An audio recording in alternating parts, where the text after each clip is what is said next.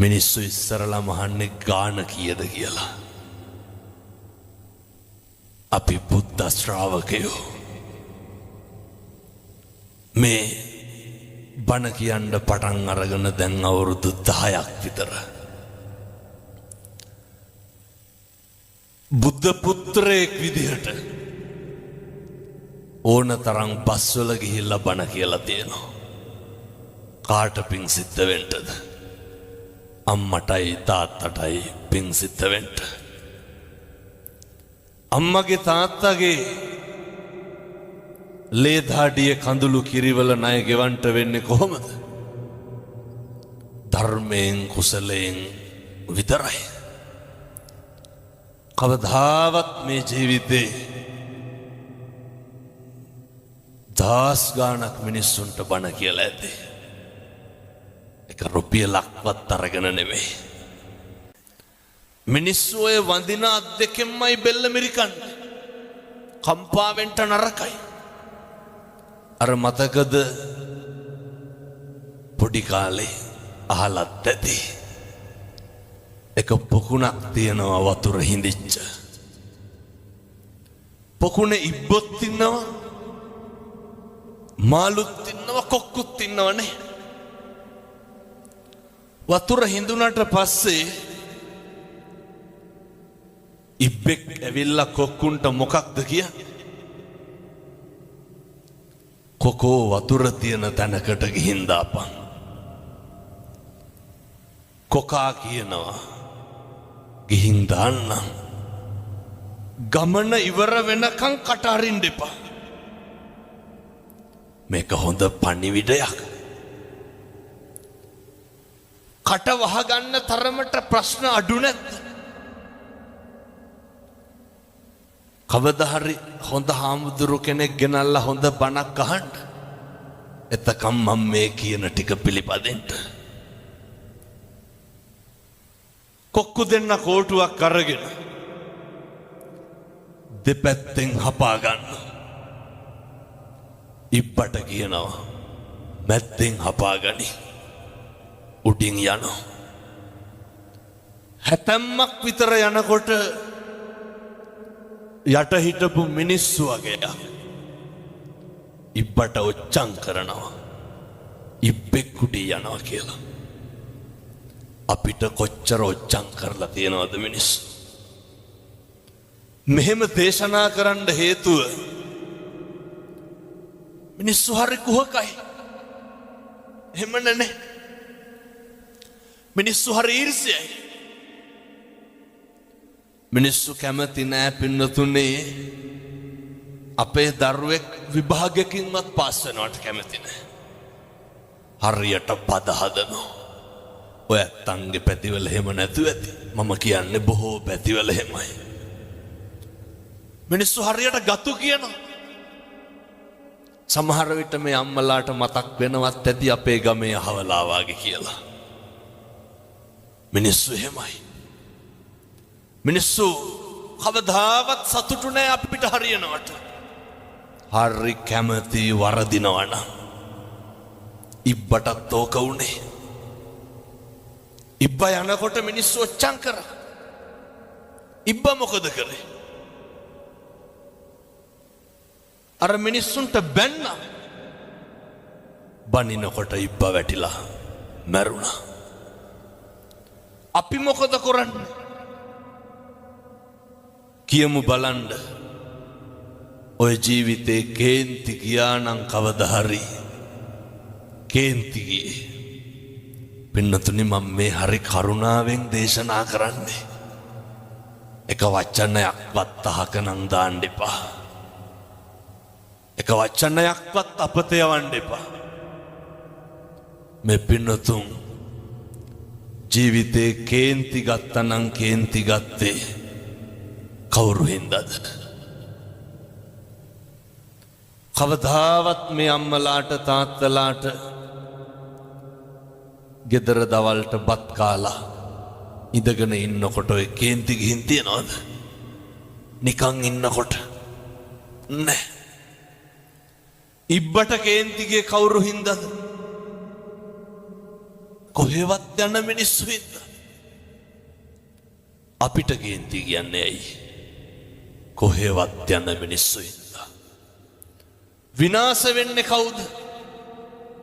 අපි. මතක තියාගන්න ඕනේ. ඉබ්බ මැරෙනවා. සතියකට විතර පස්සේ අයත් කොක්කු දෙන්න එනවා.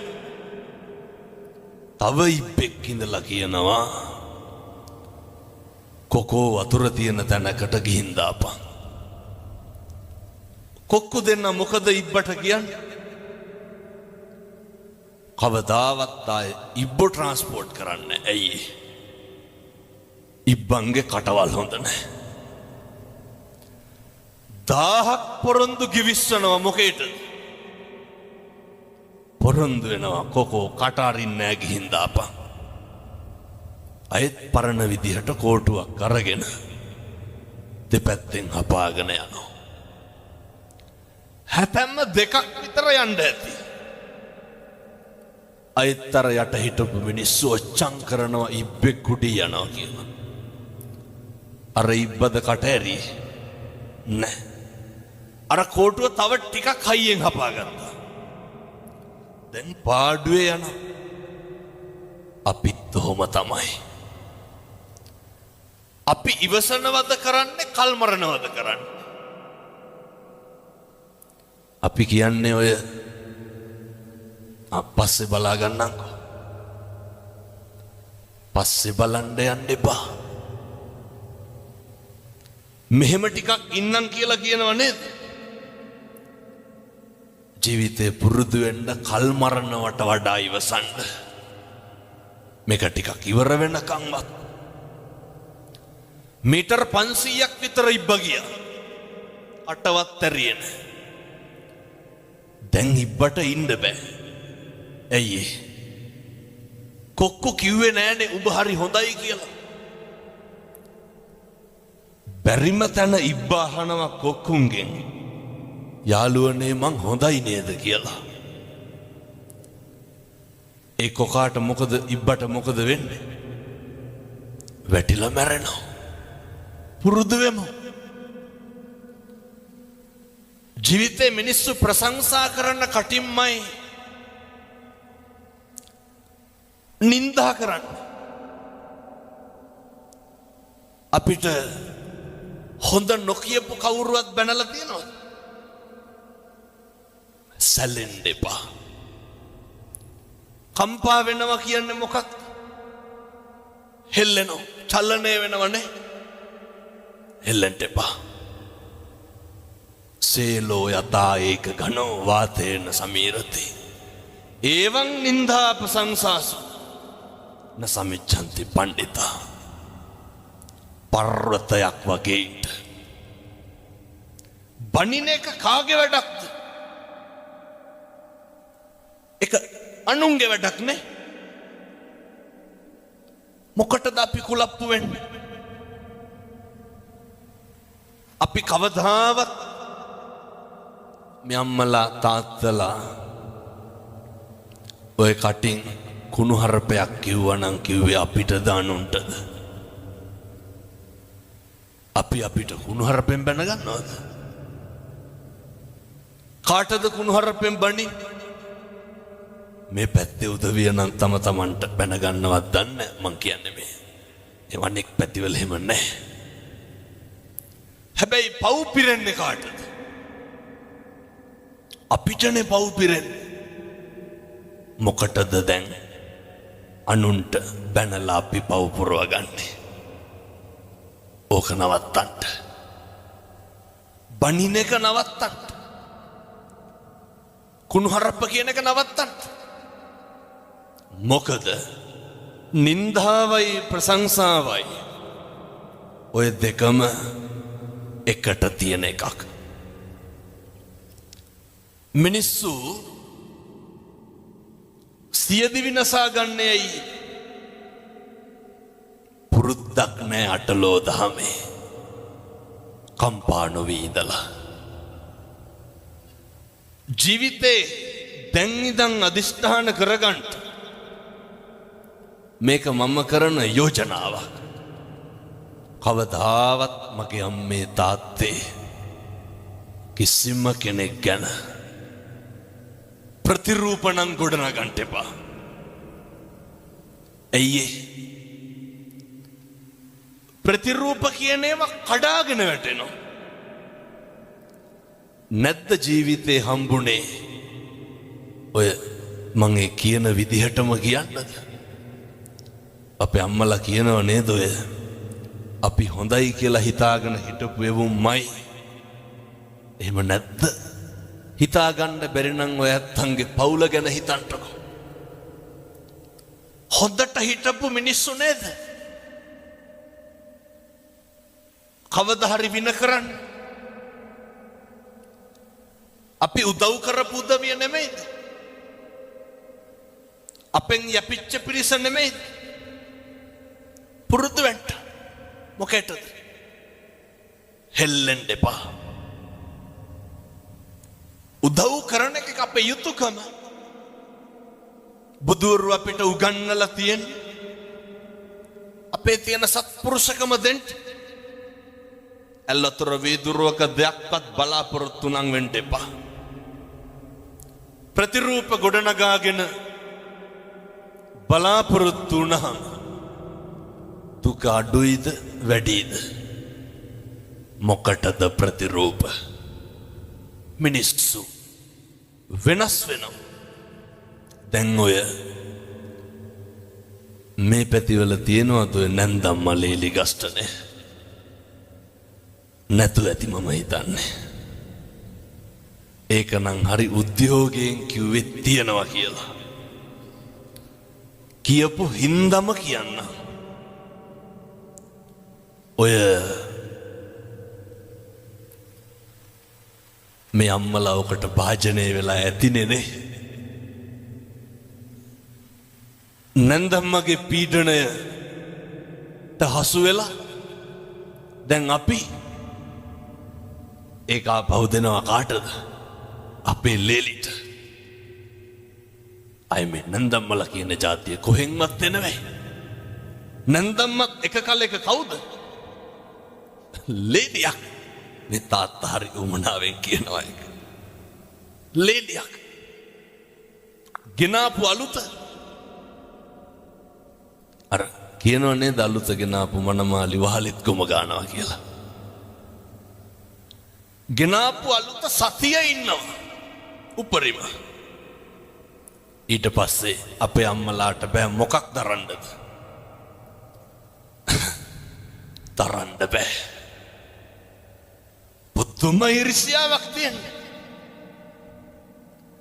එක කිරියම්ම කෙනෙක් මම මේ දොස් පරොස් කියනවා හැම නෙමෙයි. මට අය බනවලට කියනෙකුත් නෑ. හැබැයි මම මේක කියනවා. මුන්ද මංගාවට එනකොට මූණේ අබ පුපුරනවා.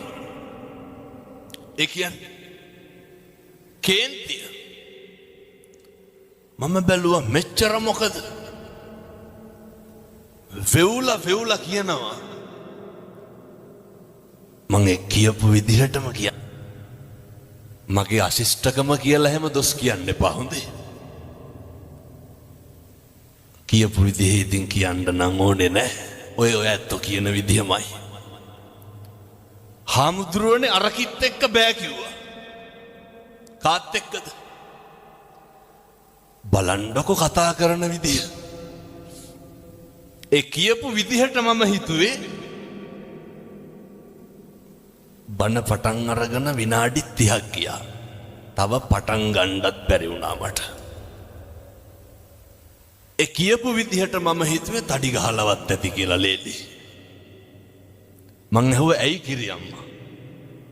කියනවා හාමුදුරුවනේ පොඩි එක අරගෙන යන ටිකටත් දැන් මේ ඒකි මේකි කියලාමයි කතාව. පොඩි එක අරගෙන යන ටිකටත් මූණ හොදලා පවුඩර් ගන්න ඕනලු. කාටද? මේ ලේලිට. ඔව් විස්තර ගොඩක් කිව්වා. ඇඟිලි පාට කරනවලු. අන්තිමේ කිව්වා කොල්ලගේ සල්ලිනේ. මම ඇහුවා කවුද පවුඩර් ගන්න? ලේලි. අන්තිමේ කිව්වා හාමුදුරුවනේ ඒකිගේ සුදිය වැඩි කියලා. මේ කිරි අම්මලා හැම බණින් නැතුව ඇති. අහගන්නත් තිබ්බ ලේලිලා හිටියන. මං ඇහුවා දැන් කවුද නියපොතු පාට කරන්නේ? ලේලි. අන්තිමේට මං ඇහුවා කාගේද සුදිය වැඩි? ලේලිගේ. මොකටද එහෙනම් ඔය පුපුරන්නේ? එව්ව වැඩි ලේලිගෙනේ. දරන්න බෑ. පුරුදු වෙන්න ඕනේ. ඉවසන්ට පුරුදු වෙන්න. සමහර කිරියම්මලා කිරියත්තලා අම්මලා තාත්තලා ඉන්නවා. කොල්ලෙක් ටැටු එකක් ගහපුවා.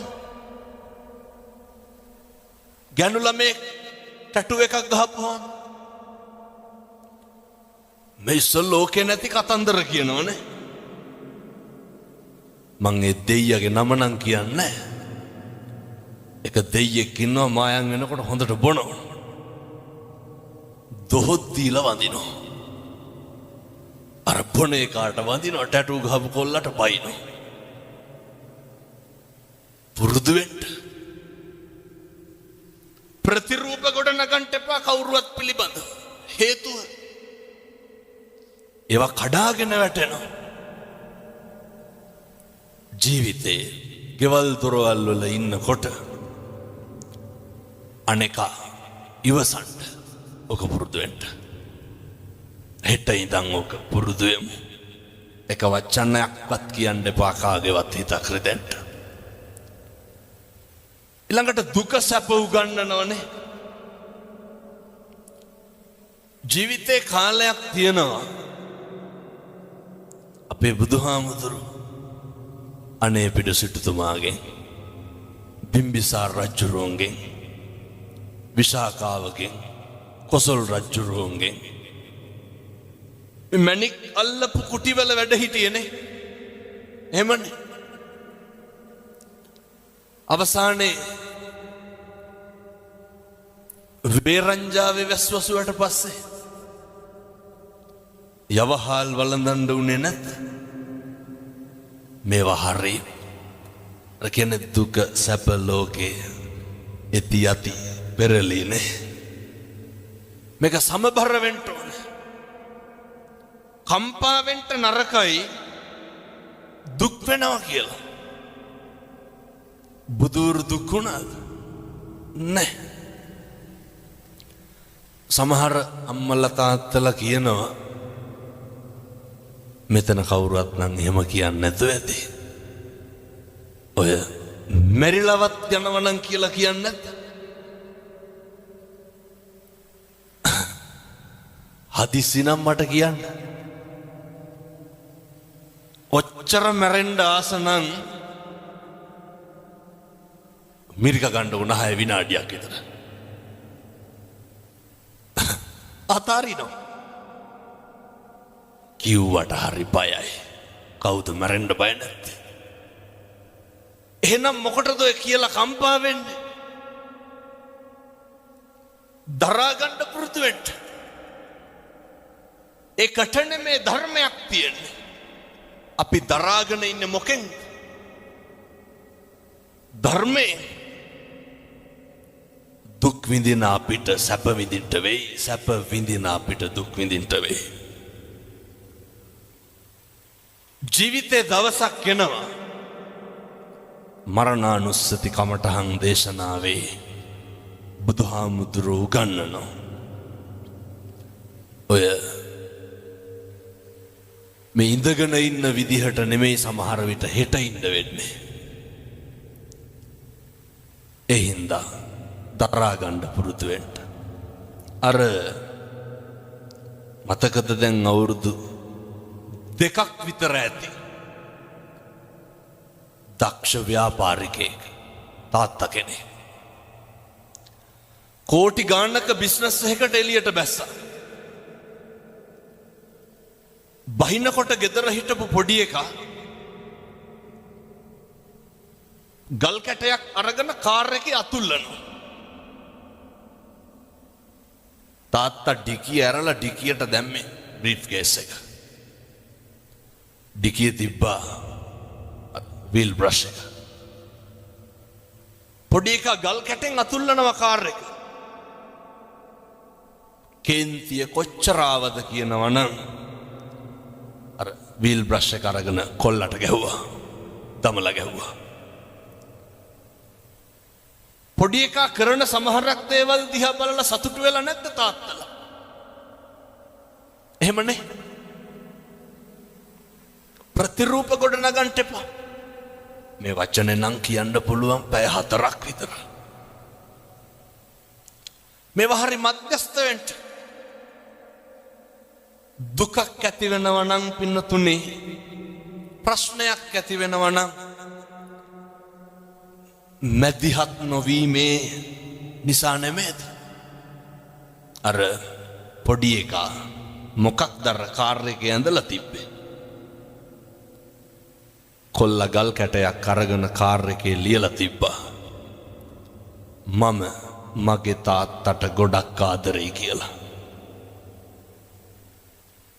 පුරුදු වෙන්න ඉවසන්න. තප්පර 30ක් ඉවසලා බෙල්ල හරවලා බැලුවනම් ගහයිද ගල් කැටේ වීල් බ්‍රෂ් එකේ? මම මගේ තාත්තට ආදරෙයි කියලා ලියලා තිබ්බේ. ජීවිතේ ඉවසලා බැරිම තැනක් යනවනේ. ඔතන දිවසන්ට මේක හෙට ඉඳන් ප්‍රගුණ කරන්න. මේවා ප්‍රගුණ කරන්න කල් දාන්න එපා. ගෙදර ඉන්නකොට ස්වාමියාට බනින්න කලින්, බිරිඳට බනින්න කලින්, දරුවන්ට බනින්න කලින් දෙපාරක් හිතන්න. මම පල්ලෙ කැලේ බණකට වැඩියා බන්ධනාගාරේ. අවුරුදු 22ක විතර තරුණයෙක්. අඬලා වැඳලා කිව්වා, හාමුදුරුවනේ එළියට ගිහිල්ලා මේක කියන්න. කියන්නලු කවදාවත් අනුන් හින්දා. අපි කාට හරි ගැහුවොත් අනුන්ට ගහන්නේ නේ. විඳවන්නේ කවුද? අපි. පුරුදු වෙන්නලු එක විනාඩියක් ඉවසන්න. බන්ධනාගාර අධිකාරිවරයෙක් ලිපියක් ලියනවා. මරණ දඬුවමට උරුමකම් කියන හිරකාරයෝ 100ක් අරගෙන අහන්නේ හේතුව විදිහට මොකක්ද කියන්නේ? මහත්තයෝ එක විනාඩියක් ඉවසපු නැති එක. එක විනාඩියක් ඉවසුවා නම් මොකද වෙන්නේ? පිහියෙන් අනීද? වෙඩි තියයිද? බෙල්ල කපයිද? නැහැ. අම්මේ තාත්තේ පුරුදු වෙන්න. මේකක්වත් අපිට ඕන විදිහට වෙන්නේ නැහැ. බුදුවරු කොහොමද පැහැදිලි කරේ? අචින්තිතම්පි භවති චින්තිතම්පි විනස්සති. මේ ලෝකේ කවදාවත් හිතන දේ වෙන්නේ නැහැ. වෙන දේ හිතා ගන්නත් බෑ. එහෙම නෙමෙයිද? ඕක අපි දන්නවනේ. මොකක්ද අපි කියලා මේ ලෝකෙ වෙන්නේ? මේක හැම එකක්ම වෙනස් වෙනවා. නැද්ද? මොකක්ද වෙනස් වෙන්නේ නැත්තේ? දරුවෝ වෙනස් වෙනවා. කියනවා නේද? බැඳ ගමන් පවුල් දෙදරනවා කියලා. එක මේකේ හැටි.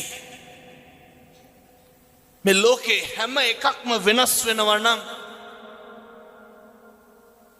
අපි නඩත්තු කරන අපේ ළඟම තියෙන වස්තුව මොකක්ද?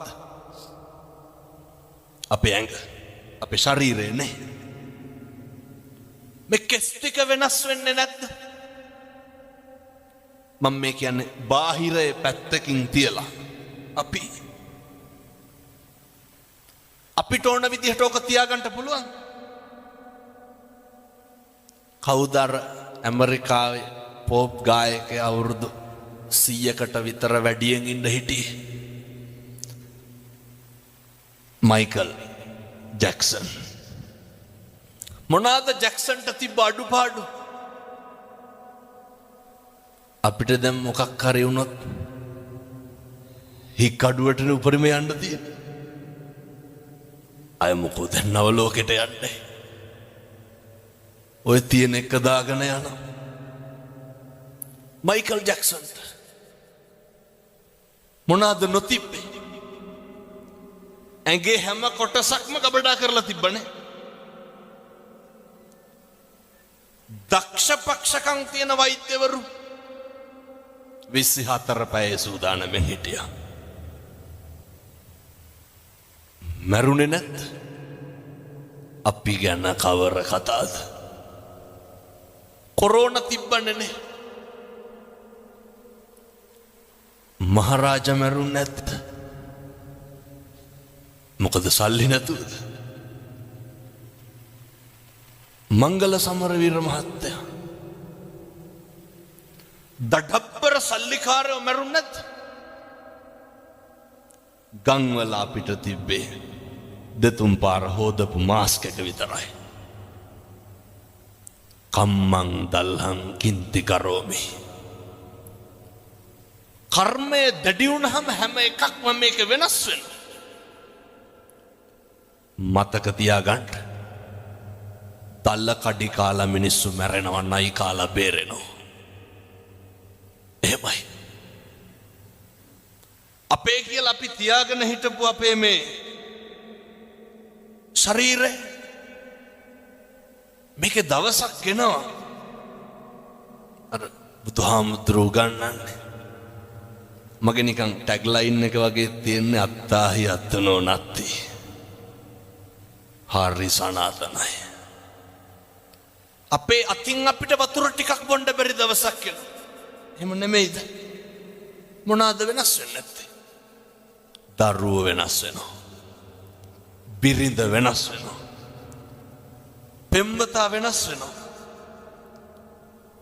බාහිර ලෝකයේ කවර කතාද මමත් වෙනස් වෙනකොට. ඒ හින්දා කිසිම දෙයක් ගැන අධිතක්සේරුවෙන් ඉන්න එපා. අතීතං නානු සෝචන්ති නප්ප චප්පන්ති නාගත පච්චුප්පන්නේන යාපෙන්ති. බුදුරු දේශනා කරේ. අතීතය ගැන හිතලා දුක් වෙන්න එපා. අතීතේ හිරකාරයෙක් වෙන්න නරකයි. ඔය මේ පින්නතුන්ගේ නැද්ද ජීවිතේ අතීතයට ගියොත් නිවැරදි කරන්න මොකක් හරි. සමහර පින්නතුන් කියනව නේද ඔය දැන් නම් හාමුදුරනේ කරන්න දෙයක් නැතිකමට ඉන්නේ කියලා.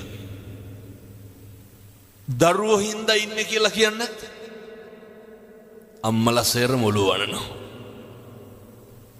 ඒක ඇත්ත. අප්පිරිය වෙලා ඇති. තිත්ත වෙලා ඇති. හැබැයි කම්පානම් වෙන්න එපා. මම කිව්වේ නෑ රුපියල් 100ක්වත් වියදම් වෙන පින්කමක් හොඳේ. අතීතේ තියාගමු. දැන් අර වාහනේ සයිඩ් කණ්ණාඩියෙන් මොකද කරන්නේ? ඒක බලාගෙන ඉස්සරහටද යන්නේ පස්සටද යන්නේ? ඉස්සරහ බැලන්ස් කරන්නේ මොකෙන්ද? සයිඩ් කණ්ණාඩිය බලලා තමයි ඉස්සර කරන්නේ. අතීතේ බලමු වැරදි හදාගන්න. දැන් මේ මේසේ තියනවා මෙතන. ඇන ටිකක් අරගෙන ගහගෙන යනවා. මට ඕනේ මේ මේසෙට ඇන ගහන කඩතුළු කරන එක. ඇන ගහනකොට මොකද වෙන්නේ? කඩතුළු වෙනවා. කඩතුළු නවත්තන්න ඕනේ. කඩතුළු නවත්තන්න නම් මොකද කරන්නේ? ඇන ගහන එක නවත්තන්න ඕනේ. එහෙමයි කියලා කඩතුළු මකන්න පුළුවන්? බෑ. කර්මෙ පුච්චන්න බෑ. ගෙවන්න ඕනේ. හැබැයි තවත් කර්ම රැස් කරොත් ඒක වැඩි වෙනවා. මේක අද නවත්තගමු. අතීතය ගැන නම් කම්පා වෙන්න ශෝක කරන්න එපා. වර්තමානයේම මෙහෙම දේශනා කරන්න හේතුවක් තියෙනවා. මම බණ කියනකොට මැරෙන්න පුළුවන්. ඔයත් බණ අහනකොට මැරෙන්න පුළුවන්. මේ ජීවිතේ මේ වංචාකාරයාට මේ හිත කියන ඕකනේ ප්‍රශ්නේ. රවටන එක නවත්තගමු. අර අහලා තියෙනවද? බොහෝ දෙනෙක් දන්නවා. එක ව්‍යාජ වෙලෙන්දෙක් ඉන්නවා. පොළට බූරුවෙක් අරගෙන එනවා. මොනා කියලාද බූරුව අරගෙන එන්නේ? මේ බූරුව වසුරු දානවා. වසුරු දානකොට බූරුවගෙන් වැටෙන්නේ මොනවාද? රංකාසි.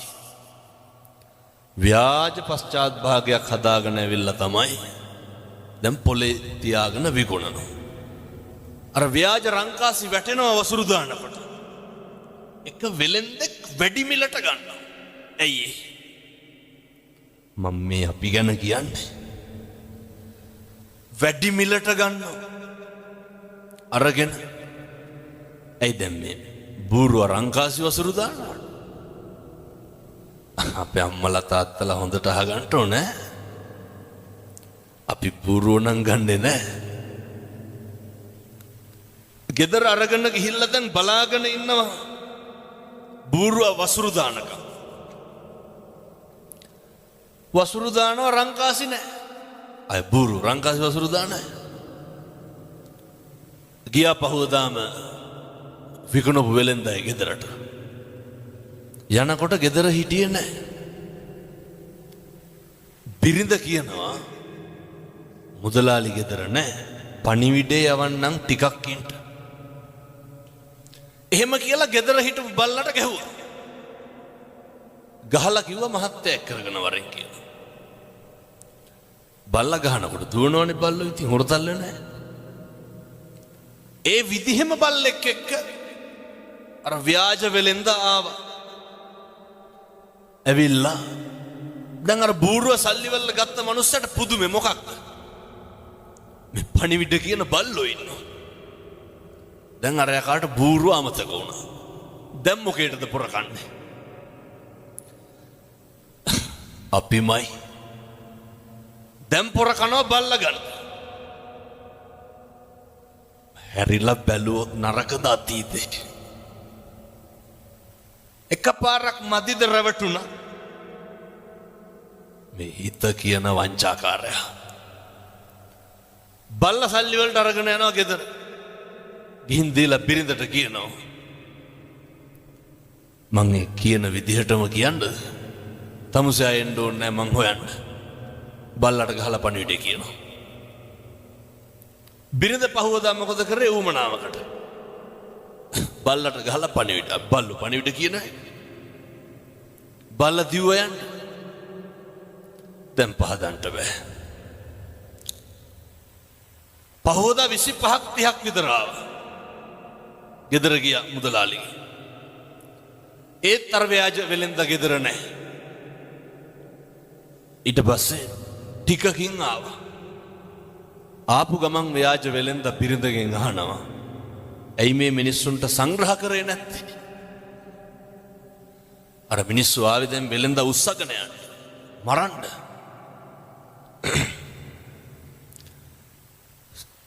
සංග්‍රහ කරේ නැත්තේ ඇයි කියලා අහන්න ගමන්ම ව්‍යාජ වෙලෙන්ද මොකද කරන්නේ? ව්‍යාජ පිහියකින් බිරිඳගේ බෙල්ල කපනවා.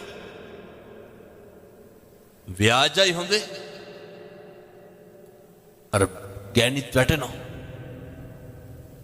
අර ආපු මිනිස්සු සේරම තක්කු මුක් වෙනවා. මොකේද? බෙල්ල කැපුවානේ. අහනවා ඇයි මැරුවේ? නෑ මට කේන්ති ගියා ඔය කට්ටියට සලකපු නැති හින්දා. දැන් මිනිස්සු අහනවා දැන් කොහොමද පණ ගන්න? ඒකට බය වෙන්න එපා. මං ගාව නලාවක් තියෙනවා. නලාව ගහපු ගමන් එනවා පණ එනවා. බොරුවට නෙවෙයි. දෙපාරයි නලාව පිම්බි අර ගෑනු කෙනා නැගිට්ටා. දැන් ආපු සේරම පොර කනවා මොකේද? නලාව සල්ලි වලට ගන්න. පොර කාලා අරගෙන ගියා. ඔය අපේ තාත්තලාටත් හිතිලා නැද්ද එහෙම? කොච්චර කියලාද මේ අම්මලාට තෝ මරනවා කියලා. මේ පැතිවල එහෙම කියන්නේ නැතුව ඇති. මං කියන අනිත් පැතිවල ටිකක් තටි ඔට්ටු තට්ටු වෙනවා වැඩි ගෙවල් වල. තාත්තලා කොච්චර කුණු හරපෙන් බැලලා ඇද්දනේ. මං කියන්නේ එහෙමයි බොහෝ පිරිස්. මෙහෙම කියනකොට තාත්තලා හිතන්නේ නැති. ඕකේ අනිත් පැත්ත. කෙසේ හෝ වේවා නලාව අරගෙන ගෙදර ගියා. පැත්තකින් තියලා දැන් හැන්දෑවේ ගෙදර ඉන්නකොට ගෙදර දබරේ දෙන්නගේ. නලාවක් තියෙන එකේ බය වෙන්න දෙයක් නැහැනේ ගහලා මැරුවා. ටිකක් ඉඳලම පිඹින්නම් කියලා හිතලා අරගෙන පිඹිනවා. පිඹට මල කඳන් වලට පණ එන්නේ. බූරුවට රැවටුණා, බල්ලට රැවටුණා, නලාවට රැවටුණා. මුළු ගමම ගියා ව්‍යාජ වෙලෙන්ද හොයාගෙන. අරගෙන ගිහිල්ලා ගෝණියකට දාලා කට බැන්දා. ගමම යනවා දැන් ගම් මුහුදට විසිකන්න. යනකොට මහන්සියටත් එක්ක මග තියලා පොඩ්ඩක් බුදිය ගත්තා. ගෝණිය හේතු කරලා හරක් 300ක් දක්කගෙන වෙලෙන්දෙක් යනවා. එඬේරෙක් යනවා. මේ ගෝපල්ලා බලනවා දැන් අර මිනිස්සු බුදු ගෝණියක් තියෙනවා. කට ලෙහෙලා බැලුවා. ඇතුලේ කවුද හිටියේ? අර ව්‍යාජ වෙලෙන්ද. ගෝණිය ලෙහෙනකොටම වෙලෙන්ද කියනවා ගෝපල්ලට කෑ ගහන්න එපා. මේ මිනිස්සු එක්කහුව වෙලා මම මේ හොඳ තැනකට කසාද බන්දන්න අරගෙන යන්නේ මං කැමති නැහැ. ගෝපල්ලා කල්පනා කරුවා මොකක්ද? හොඳ තැනකින් බැඳ ගන්න පුළුවන්. ඉවරයක් තියනවද මේ රැවටෙන එකේ? වහිනා වෙලා ඇහුවා වගේ නෙමෙයි හොඳේ හැදෙන්නත් ඕන. අපි හැදෙන්නේ නැහැ. අය මේ ජීවිතය යන පළවෙනි බණයි. කොච්චරවත් අහලා ඇති ඔයිට කලින්. ගෝපල්ලට කියනවා තමුසේ කැමති නම් හොඳ තැනකින් බැඳ ගන්න පුළුවන් ගෝණියට බහැපන්. ගෝපල්ලත් ඒකමයි කාර්යය කියලා ගෝණියට බහිනවා. ව්‍යාජ වෙලෙන්ද කට බැඳලා හරක් ටිකක් තරම් ගෙදර යනවා. ගමේ මිනිස්සු මොකද කරන්නේ? ගෝණිය පිටින් අරගෙන ගිහිල්ලා මුහුදට විසිකනවා.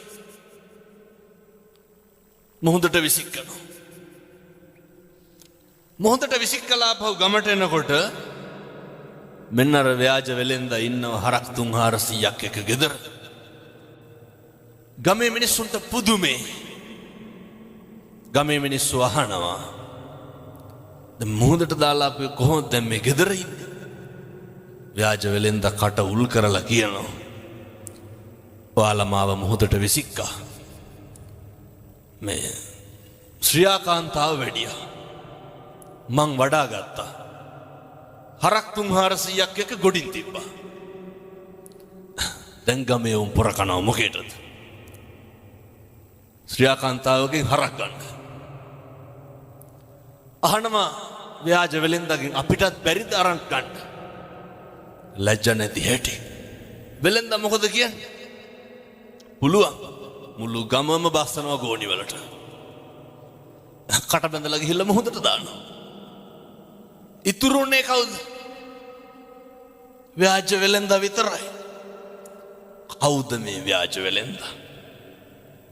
මේ අපේ විඥානේ. ඒක පවතිනවා දිගටම හොඳේ.